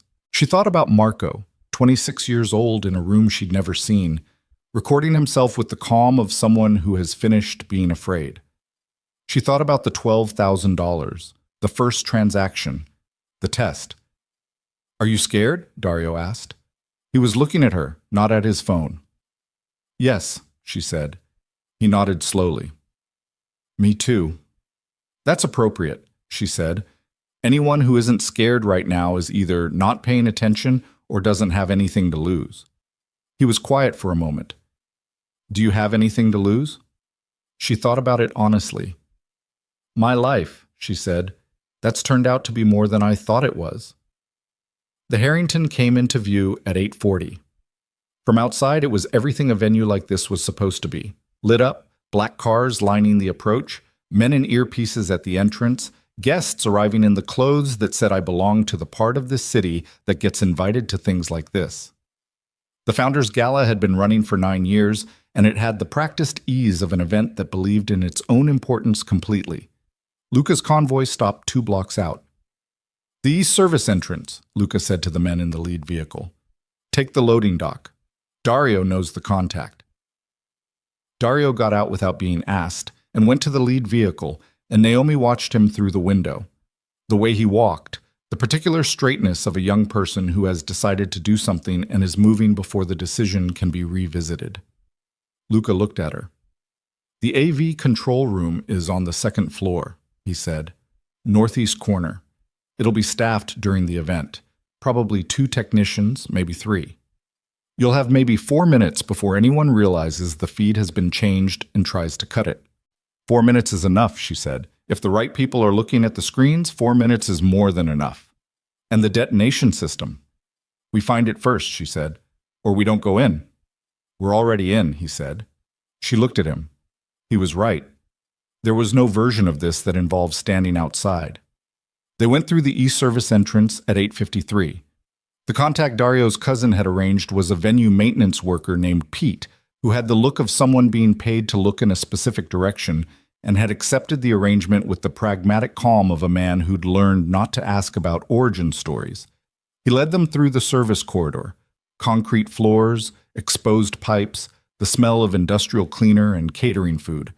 And the contrast with the ballroom they were moving toward was total and somehow clarifying. The event was a performance. This was what was underneath it. The maintenance corridor ran parallel to the ballroom's north wall. Pete stopped at a junction and pointed left. A V room is up the staff stairs, second floor, northeast. Ballroom access from the south service door, 50 feet that way. He looked at Luca. I'm not here after this. You were never here, Luca said. Pete left. Naomi looked at the north wall. She put her hand flat against it the way she'd put her hand against the archive table that morning, feeling for something she couldn't name exactly but would recognize. The wall was concrete block under plaster, standard construction for a building this age. But at the base of the wall, running along the floor line, was a conduit channel, the kind used to route cable through a space without cutting into the structure. It had been painted over, but the seam was visible, and it ran the full length of the corridor before disappearing around the corner. That's new, she said. Relative to the building. Luca crouched beside her. He looked at the conduit channel and then looked up at the ceiling where the structural grid was visible through the maintenance corridor's unfinished overhead. It connects the floor conduit to the ceiling grid, he said. Which means whatever's in the floor is connected to whatever's in the ceiling, she said. Which means the trigger is in the ceiling and the charges are... She looked at the wall, at the floor, at the way the conduit ran. In the structural supports, plural, distributed. How do we kill the trigger? We find the server that runs the detonation network, and we cut it, she said. It'll be in the same room as the AV control, or adjacent. Vincent built this on the same encrypted transaction architecture he used for the money. I recognize the routing pattern in the documents. It's the same system, which means it has the same vulnerability. Luca looked at her. What vulnerability? He designed it to be remotely controllable, she said, which means it has an access point, and access points go both ways. She held up the USB drive. Marco's video is on this, but this drive also has the account sequences I put on it from the archive documents. If I can access Vincent's transaction network from the AV control room, I can reroute the detonation command the same way I'd reroute a financial transfer. She paused. I think. You think, he said. I've never defused a bomb with accounting software before, she said, but the architecture is the same, the principle is the same. Money and signals move through networks the same way. You redirect the path. The destination changes. He held her gaze for a moment. Okay, he said. They split. Luca took 4 men toward the ballroom's south service door. Naomi took Dario and 2 others toward the staff stairs. She had the file box under one arm and the USB drive in her jacket pocket, and she was moving fast enough that the sound of her own breathing was audible to her in the narrow stairwell. Second floor, northeast corner. The AV control room door was closed, but not locked. Venues never locked their control rooms during active events because the technicians needed to move in and out. She opened it, and there were 3 people inside. 2 young men in black event staff shirts who looked up with the expression of people who were about to say, "This is a restricted area," and 1 older man with headphones around his neck who looked at the 2 guards behind Naomi and decided not to say anything at all. We need the room, she said. You can't. One of the guards moved 2 steps forward. The 3 technicians left. Naomi sat down at the primary workstation. 3 monitors. The center one showed the live feed from the ballroom, the event in progress, guests at tables, Hargrove at the head table near the stage, visible even on the small monitor with the particular confidence of a man who has been the most powerful person in every room he's entered for a decade. Vincent Draven was not visible. She scanned the feed for 30 seconds and did not find him in any part of the ballroom. He was somewhere else in the building. She felt that information land somewhere in her chest and register as urgency without letting it become panic. The left monitor showed the AV programming queue, the event content schedule, the promotional loops, the acknowledgement slides. The right monitor showed the system architecture, which was more complex than a standard venue setup by a significant margin. Someone had added processing capacity to the system in the last 4 years. Additional servers, additional routing capability. She found the access point in 4 minutes.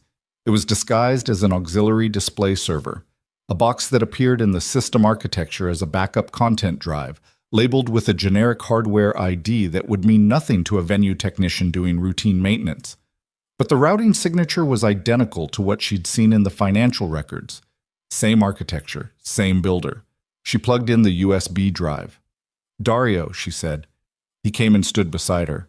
Yeah. In about 3 minutes, I'm going to push something to the ballroom screens, she said. When that happens, I need you to watch that feed. She pointed to the center monitor. And tell me the moment you see Vincent Draven enter the ballroom. And if he comes here instead? Then we'll know before he gets to the door, she said, because you'll hear him. She started working. The rerouting was not elegant. It was not the clean, precise kind of financial forensics she'd spent her career doing. It was fast and improvised, and she made 2 errors in the first 90 seconds that she had to back out of and correct, her fingers moving too fast for the deliberateness she normally applied to everything. She was sweating. Her shoulders ached from the tension she'd been holding in them for the last 16 hours. The cut on her wrist from the zip tie was crusting at the edge and pulling every time she moved her hand. She kept moving her hand. The financial records loaded from the drive, Marco's reconstruction, her reconstruction, the account sequences, the Shell Corporation documentation. She built the display file in the AV system's content queue and routed it to all 12 ballroom screens simultaneously and set it to loop. Then she found the detonation server. It was sitting inside the auxiliary drive architecture like a cyst, the same hardware, a different purpose, connected to the ceiling grid through the same routing pathway that carried the venue's lighting signals. She stared at the architecture for a moment, reading it the way she read balance sheets, looking for the logic of how it was structured, what it expected to receive, and when. The trigger was a timed release, not a remote button, a timed transaction that would execute at a specific timestamp, the way a scheduled financial transfer executes, automatically, at a preset time, regardless of whether anyone was watching. She looked at the timestamp, 9:45 p.m. She looked at the clock on the monitor, 9:31, 14 minutes. Naomi! Dario's voice had changed. She looked at the center monitor. Vincent Draven had entered the ballroom from the north entrance. He was moving through the perimeter of the room with the ease of someone who belonged there and the speed of someone who had a destination. He was wearing a dark suit, and he was carrying nothing visible, and he was heading toward the head table where Hargrove was seated. How long do you need? Dario asked. I don't know, she said honestly. Get Luca. Tell him Vincent is in the room. Dario got on the phone. She went back to the detonation server. The rerouting principle was the same as financial transfers. You didn't delete the transaction, you changed the destination. If the trigger signal was routed to the charges through the ceiling grid conduit, she needed to redirect it to something that would absorb the signal without executing the detonation sequence. She needed a dead address, a routing destination that existed in the system architecture but that wasn't connected to anything physical. She found one in 30 seconds. A ghost server address from the original venue network, decommissioned during the renovation, but still present as a labeled node in the system architecture. She built a redirect. She ran the logic twice in her head, which was not the same as testing it, but was all she had. She was reaching for the execute command when the control room door opened. Not Dario, not the technicians. Vincent Draven stood in the doorway. He was breathing slightly harder than usual, which was the only sign that he'd moved quickly to get here, and his face had the expression she'd seen in the opera house. Not rage, not panic, the specific recalibrating look of a man assessing a situation and determining what it now required. He looked at the monitor showing the ballroom feed. He looked at the display queue on the left monitor, where the financial records were loaded and staged. He looked at Naomi. "You found the server," he said. 14 minutes, she said. Or it was 3 minutes ago. "You can't redirect it," he said. "The architecture is closed loop. You'd need the authorization key to change any routing parameter." She looked at him. "The key is a 12-digit sequence derived from the original account authorization from 8 years ago," he said. He came into the room and closed the door behind him.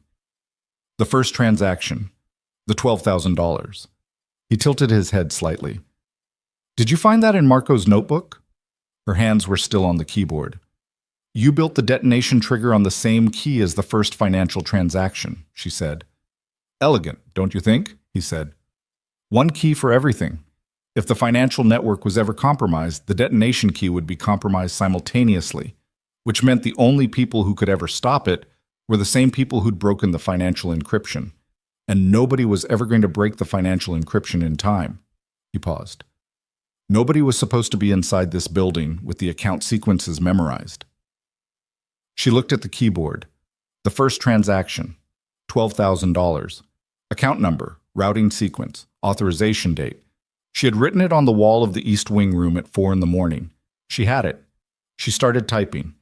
Vincent moved. He crossed the room in 3 steps and grabbed her wrist, the one with the zip tie cut, and the pain was immediate and white, and she made a sound she hadn't planned to make, and her hand came off the keyboard and he pulled her back from the workstation with the efficiency of someone who had thought about this moment and decided how it would go. "Don't," he said, quietly, almost gently. "There are 400 people in that room, Naomi. Hargrove, the mafia bosses, the judges, the politicians, every person who has been part of this city's corruption for the last decade. You want to save them?" She was breathing hard. Her wrist was screaming. "Some of them are innocent," she said through her teeth. "Very few," he said. "Some," she said. "Staff, waiters, the people serving drinks to your guests." Something crossed his face. Not remorse. Something more complicated than remorse. The expression of someone who has already made a decision and is now encountering a cost they'd categorized as acceptable and finding it slightly harder to hold that category than they'd anticipated. She used that half-second.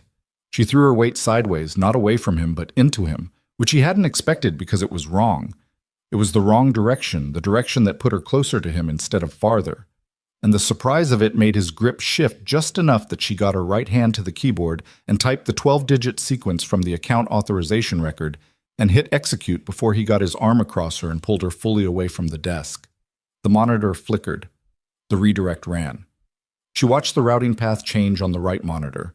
Watched the detonation signal's destination shift from the ceiling grid conduit address to the ghost server address.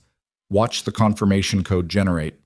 And then Vincent had her away from the desk completely, and her back was against the wall, and he had his forearm across her collarbone, and his face was 6 inches from hers, and his expression had changed. The recalibrating look was gone. What was underneath it was not what she'd expected. It was not rage. It was something she recognized from the financial records.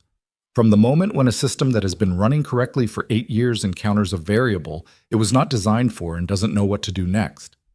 He looked, for the first time since she'd seen him, like a man who did not know what came next. "The charges won't detonate," she said. Her voice was steadier than she had any right to expect it to be. "The trigger signal has been rerouted. You can pull whatever backup you have, but this system requires a physical reset to reassign the routing destination, which means someone has to get into the ceiling grid before 9:45. And you don't have enough time, and you don't have enough people who know the system architecture." He stared at her. "It's over," she said. The door of the control room came open hard. Luca Moretti came through it with 2 of his men and a third person she hadn't expected. Dario, with a split lip that hadn't been there 20 minutes ago. which meant something had happened between the phone call and this moment that she didn't have the full picture of yet. Luca looked at Vincent. Vincent looked at Luca. The space between them was approximately 8 feet, and it contained 11 years of history and a dead 26-year-old and $340 million and a plan that had just lost its detonation sequence, and neither of them moved for a long moment. Then Vincent said very quietly, "Luca." And Luca said nothing at all, which was its own. Luca said nothing at all, which was its own kind of answer. Vincent understood it. Naomi could see the understanding move through him, not through his face, which had gone still in the particular way that faces go still when the person wearing them has decided to stop performing, but through his hands. His grip on her loosened by a fraction, not enough to matter physically, enough to matter as information. He knew it was over. That didn't mean he had accepted it. He moved fast and without warning, releasing Naomi completely and driving his elbow into the face of the guard to his left with enough force that the man's head snapped back and he went down against the wall. And then Vincent was through the gap and out the control room door before Luca's second guard got his arm up, and the door swung hard on its hinges and hit the frame and bounced back, and Luca was already through it. Naomi looked at the monitor. 9:38, 7 minutes to the original timestamp. The redirect was holding. The routing path on the right monitor showed the detonation signal locked onto the ghost server address. Stable, not fluctuating. She watched it for 10 seconds to be sure. It held. She looked at the ballroom feed on the center monitor. The ballroom was still running. Guests at tables. Hargrove at the head table, leaning toward the man beside him in conversation, completely unaware. The 12 screens on the ballroom walls were still showing the event's promotional content. The founder's gala logo, the city skyline, the acknowledgement slides. She looked at the display queue. The financial records were still staged, still loaded, still waiting. She looked at Dario, who was standing beside the door with his split lip and a look on his face that was 3 different things at once: frightened and resolute and very young. "Can you run this?" she asked, pointing at the display controls. He looked at the workstation. "It's one button," she said, "the green one. It switches the active feed to the queue content, all 12 screens simultaneously." "When?" She thought about Luca in the corridor somewhere above her, chasing a man who had spent 11 years learning every exit in every building he'd ever entered. She thought about Vincent's face in the moment his grip had loosened. Not the recalibration, not the performance, the thing underneath both of those. The face of a man who had built something enormous and was watching it stop being his. "Now," she said. Dario hit the green button. On the center monitor, the 12 ballroom screens changed. The founder's gala logo disappeared. The city skyline disappeared. What replaced them, on 12 screens simultaneously, visible from every seat and every standing position in a room containing 400 people, was the financial record that Marco Moretti had spent the last 6 months of his life reconstructing by hand in a composition notebook. Account numbers, transfer dates, corporation names, the routing sequence that moved money from a dead man's network through the Moretti organization's legitimate accounts and into Dale Hargrove's personal offshore structure. 8 years of transactions, $12,000 to start, $340 million to finish. Hargrove's name at the bottom of the first transfer, in his own digital signature from 8 years ago. Naomi watched the ballroom feed. She watched the moment the room understood what it was looking at. It didn't happen all at once. It happened the way comprehension happens in a crowded space. First the people closest to the screens, then the people who noticed those people stopping mid-conversation and looking up, then the ripple outward as the content registered and people began leaning toward each other, and the ambient sound of 400 people engaged in polite event conversation shifted into something lower and more urgent, and then into something that had no politeness in it at all. She watched Hargrove. He was looking at the screen to his left. He was still seated. His hand had stopped moving halfway to his water glass and was suspended there. And his face was doing the thing that faces do when a person sees their name attached to a number and a date, and understands that the room they are sitting in contains a significant number of people who know exactly what that number means. He stood up. He said something to the man beside him that Naomi couldn't hear through the monitor feed.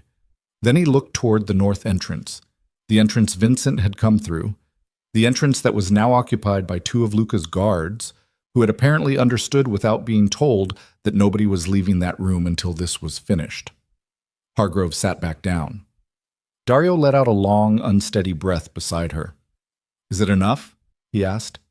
She looked at the screens, at the account sequences scrolling on loop, at the room full of people who were now pulling out phones, taking photographs of the screens, showing each other things on their own devices, cross-referencing, because these were not ordinary guests.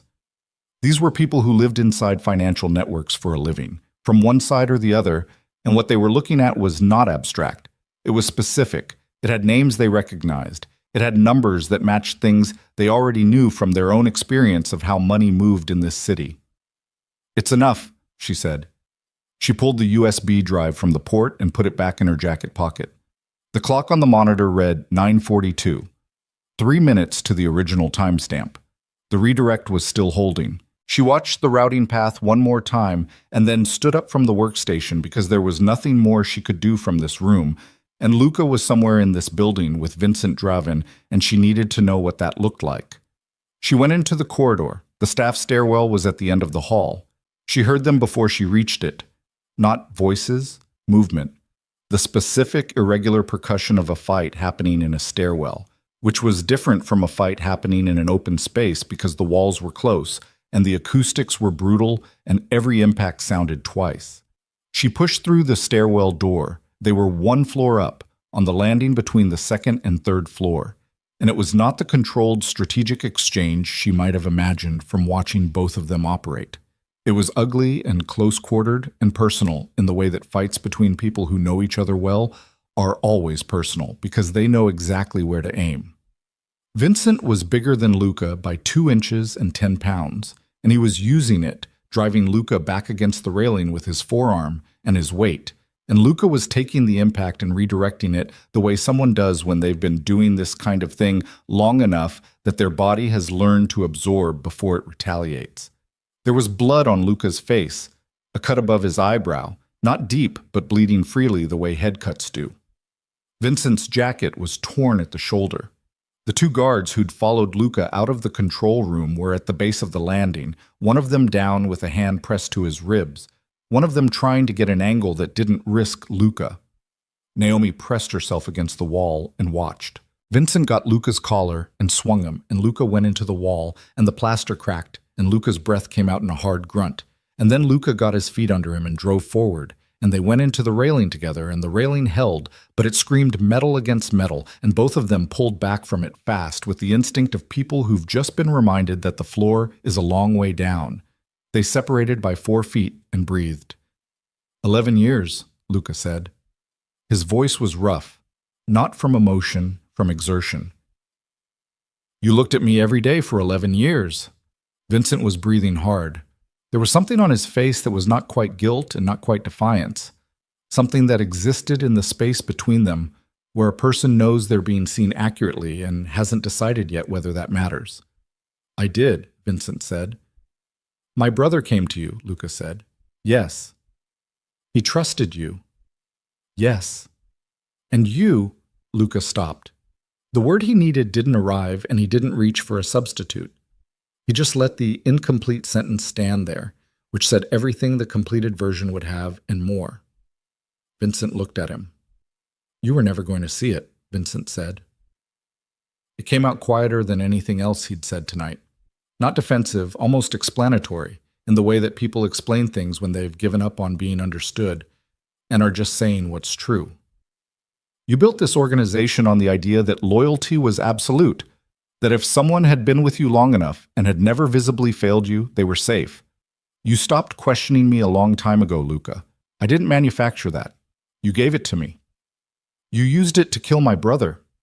Marco was going to dismantle everything, Vincent said.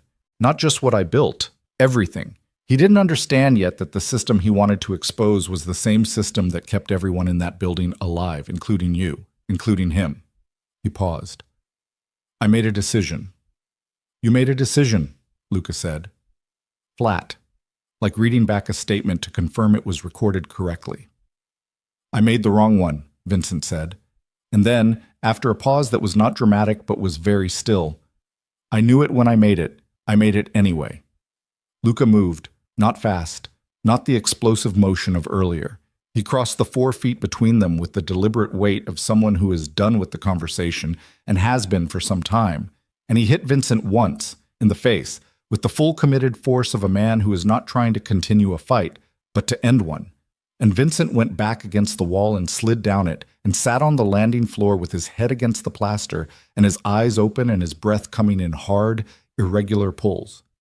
He didn't get up. Luca stood over him. The blood from the cut above his eyebrow was running down the left side of his face and dripping off his jaw. He didn't wipe it. He stood and breathed and looked at the man on the floor and said nothing for a long time. Then he said, "You don't get to die tonight." Vincent looked up at him. "I'm not going to kill you," Luca said. "I want to. I've wanted to since the archive room this morning, but you're going to sit in a room with people who have a lot of questions about where their money went, and you're going to answer them. And every single person in that ballroom who's been running from their own corruption is going to have a face to put on it that isn't mine." He crouched down so he was at eye level with Vincent. "You wanted to be the only power left standing. Tonight, you're going to be the only name everyone in that room agrees on." Vincent looked at him for a long moment. Something crossed his face that was not quite what Naomi expected. Not anger, not calculation, something older than either. The expression of a man confronting the gap between what he'd imagined he was building and what he'd actually built, and finding the distance between them larger than he'd accounted for. "The charges," he said. "The detonation system." "Rerouted," Naomi said from the base of the landing. He looked down at her. 40 seconds ago," she said. "The timestamp came and went. Nothing happened." He closed his eyes. He kept them closed for a moment, and she watched the specific quality of his stillness. Not peace, not relief. The stillness of a system that has been running at full capacity for years and has just been switched off and doesn't yet know what to do with the silence. He opened his eyes. "Hargrove will claim he's a victim," he said. "He'll say the records were fabricated. He has 30 years of political infrastructure, and he'll use every piece of it."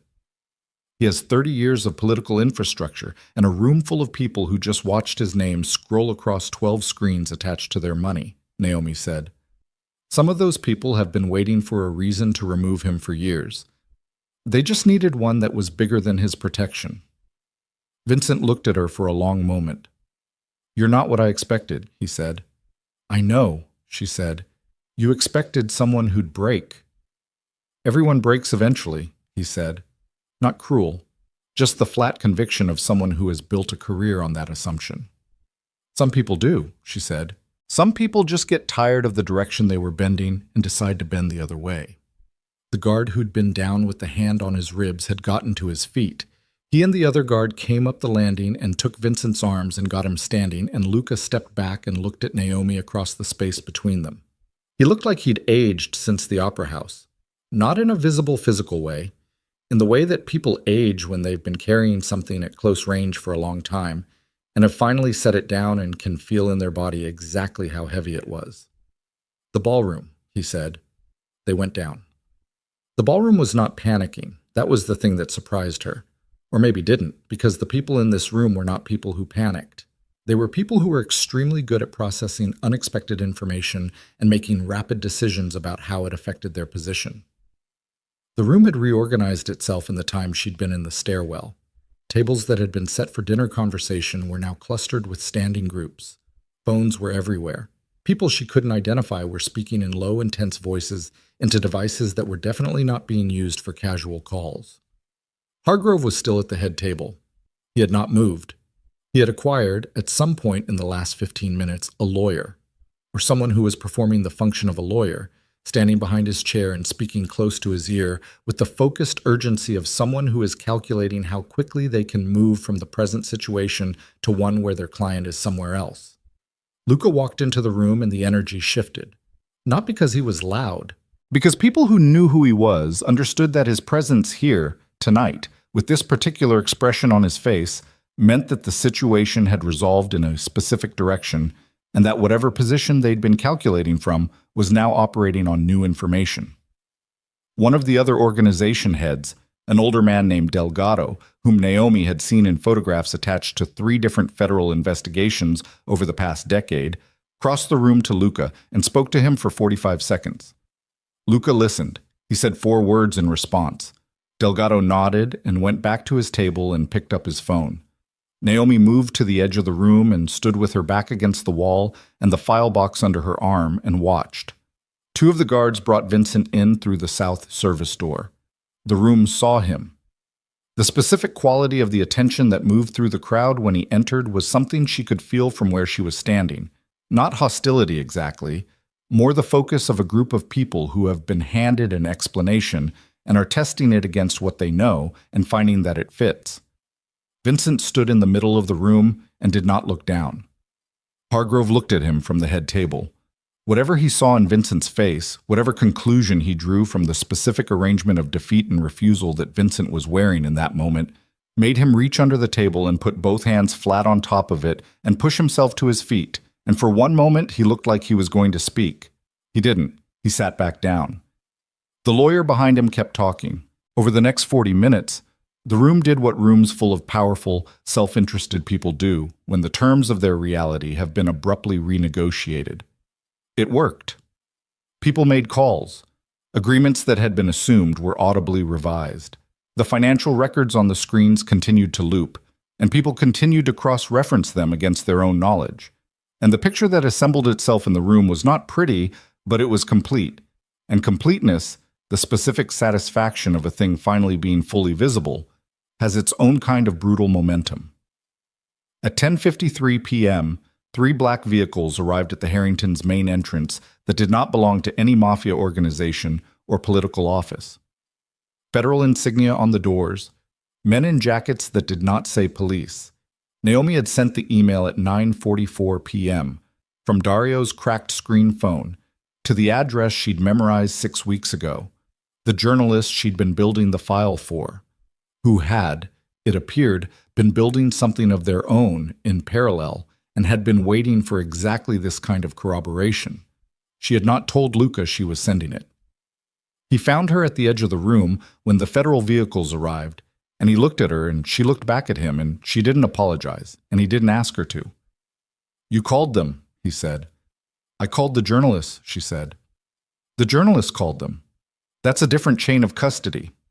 He was quiet for a moment. "You know what this means for my organization." "I know what it means for you specifically," she said, "which is different from your organization. You didn't build the shell corporations. You didn't orchestrate the assassination. You didn't plant the evidence or plan the gala attack. You were used." She paused. "But you're going to have to be the one to say that in a room that doesn't start from a position of believing you." "Will they believe me?" "You kept Vincent alive," she said. "You brought him into the ballroom instead of putting him in the ground on the way here. That was a choice that cost you something, and that a different version of you wouldn't have made." She looked at him. People who are paying attention will notice that. He looked at the federal agents coming through the main entrance, at Vincent across the room, still standing, still not looking down, at Hargrove, who was now speaking to one of the agents with the practiced calm of a man who had been in difficult rooms before and who believed his survival instinct was better than everyone else's. He looked at Naomi. "What do you want?" he asked.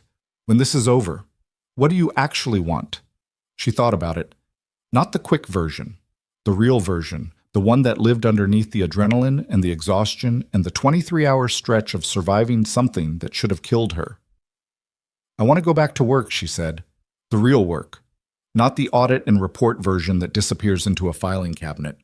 The version that actually reaches the people who are still inside it when the money disappears." She looked at the ballroom plan, at the screens, at Marco's name in the transaction record still scrolling, at the specific gravity of what a 26-year-old had started in a composition notebook and what it had become tonight. "I want to build something that catches this before it gets to a ballroom full of explosives." Luca said nothing for a moment. "I can fund that," he said. "I know," she said. "That's why I'm not asking you to." He looked at her. "If your money is in it, it's yours," she said. "I've spent 15 years watching people accept resources from the wrong hands and then spend everything after that trying to convince themselves it didn't change the direction they were pointing." She met his eyes. "You can dismantle what Vincent built and build something better in its place. That's your work. This is mine. He held her gaze for a long time. Then he did something she hadn't expected from him. He reached into his jacket pocket and took out the USB drive that Marco had labeled L. Only you, and held it out to her. The video should be in the federal record, he said. Not in my pocket. She took it. There's a copy on the AV system server, she said. It's been broadcasting on loop for the last 40 minutes in a room with federal agents in it. The original drive goes to the journalists.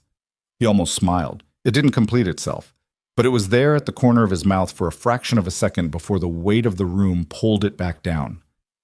Go, he said, before someone decides they need to ask you questions that take 6 hours to answer. They'll find me, she said. I'll answer them. I know, he said, but go first. She went.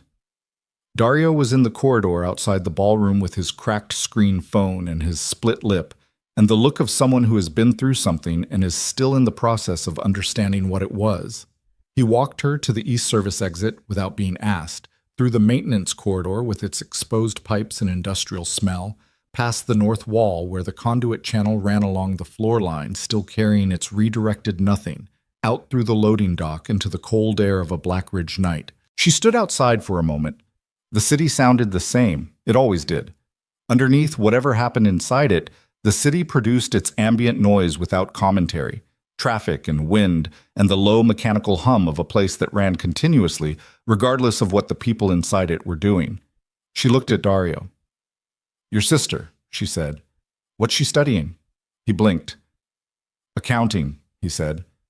Then, with a slightly rueful recognition of someone hearing a coincidence that isn't quite coincidental. Finance. Naomi nodded. Tell her to learn forensic accounting, she said. The city's about to have a significant shortage of people who know how to read a fraudulent ledger. He looked at her for a moment. What about you? I know how to read one, she said. I'm going to go build a place that teaches other people. She walked. The night was cold, and the streets were empty, in the particular way that streets near a large event venue are empty. Everything rerouted, traffic pushed back, the usual noise of the city displaced by the weight of what was happening inside. Her heels on the pavement were the loudest thing for half a block in any direction. She had the file box under one arm and the USB drive in her jacket pocket, and a zip tie cut on her left wrist that had stopped bleeding sometime in the last hour and had begun to itch, which meant it was healing. Her shoulders still ached. Her voice, when she'd been speaking in the control room, had been rougher than usual at the edges. She hadn't slept in 23 hours, and it had started to show in the small ways. She didn't try to find a cab. She walked 6 blocks and then sat down on a bench outside a closed coffee shop and opened the file box and took out Marco's composition notebook and held it in her lap without opening it. She thought about him in that room she'd never seen. 26 years old, 6 months of work in the composition notebook, 2/3 full. The final entry at the bottom of the last used page dated 3 days before he died. He'd known what it meant. He'd known that taking what he'd found to the right person meant finding the right person first. And he'd made the mistake that smart people sometimes make when they're young enough that their intelligence hasn't yet been balanced by enough experience of how other people's intelligence operates. He'd assumed that the person closest to him who seemed like the right person was in fact the right person. He'd gone to Vincent. She pressed her hand flat against the cover of the notebook. She was not going to use his name in a press release or a foundation charter or a building dedication without his family's permission, and she was not going to turn what he'd done into a symbol that sanitized how it had actually ended.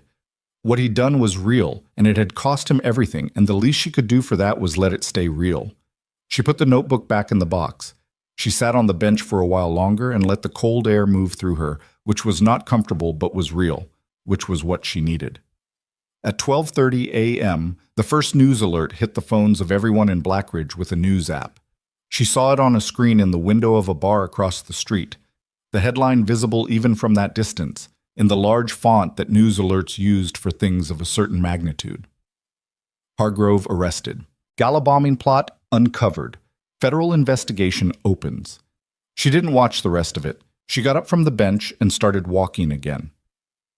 Months later, the Blackridge City Permits Office processed an application for the conversion of the abandoned Aldrich Opera House, the one on the corner of Gish 8th and Marlowe, the one that had been sitting empty for 11 years, into a nonprofit office and community education center. The applicant was listed as the Carter Foundation for Financial Accountability. The application was approved in 17 days, which was unusually fast for the city's permit office, but the permit office had new leadership, so perhaps that explained it. The renovation took 4 months. The opening was quiet. No press, at Naomi's request. No ribbon cutting, no speeches, no photographs for publications. Just the families who had lost things, savings, businesses, homes, to the corruption that Vincent and Hargrove had been running for 8 years, gathered in a space that still smelled faintly of old wood and mildew underneath the fresh paint. Being told by a woman with a zip-tie scar on her left wrist that what had been taken from them was documented now, that the documentation was public, and that there were people here who would help them understand what it meant for what came next. She didn't promise them restoration. She'd learned enough about what money did and didn't do to know that the gap between financial recovery and genuine recovery was wide enough to build a life inside and still be cold in it. She promised them accuracy, the specific and limited but real thing that accuracy was, that what had happened to them would be named correctly, attributed correctly, and entered into a record that would not be easy to erase. It was not enough. It was what she had.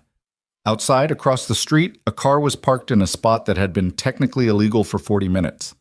Luca Moretti sat in the passenger seat with his window down and watched the light in the opera house windows and listened to the low sound of voices from inside. He did not go in.